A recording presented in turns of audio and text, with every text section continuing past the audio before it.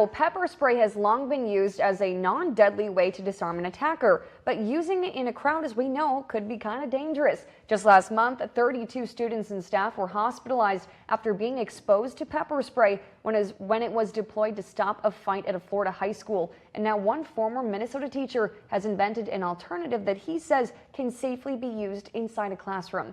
Robin Wolfram sat down with Jody Crow to learn more about the story behind his invention.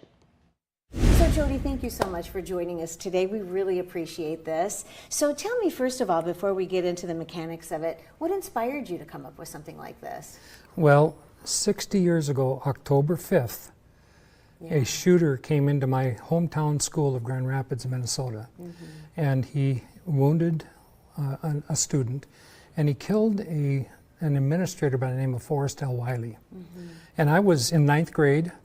That day was just disrupted for everybody in this small community up north. You know what trauma happens in a small community, it just interrupted everything.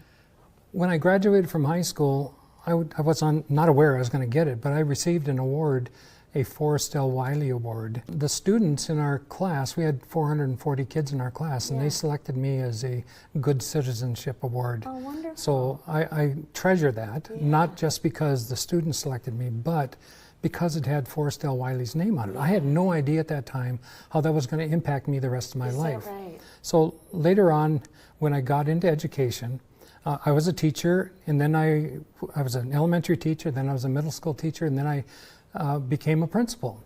And then I was working with kids in a K-12 system, and it was a very high-risk school, and we were dealing with weapons, and I was having these thoughts of, oh boy, when I got called saying this student had a gun and I had to go get the gun away from him, maybe I'm going to be the next administrator shot with a gun like what happened in my hometown. Sure. So that was always in the back of my mind. But then Sandy Hook occurred. And I realized if I was the principal in that building, I would have stepped out like that principal to try to protect the kids in my school, and I would have been killed like she was.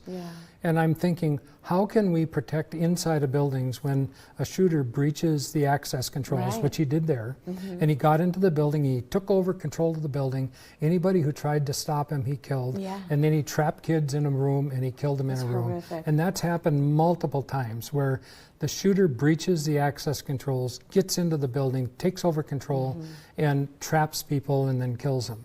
So I started thinking, how can we stop that?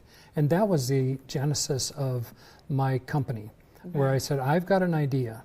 You know, we don't put fire packs on firemen and have them walk around schools waiting for a fire. No, we've built fire control into the building. We have sprinkler systems to stop fires. So how did you come up with the concept of pepper spray, or a form of pepper spray? Well, we tried pepper spray, and the fire marshal said, nope, absolutely not.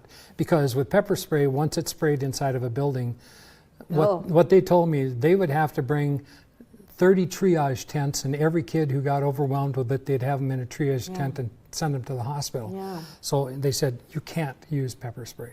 So I met this chemist. He's a wonderful gentleman from Jordan, Minnesota, and he had his own business, but he'd retired.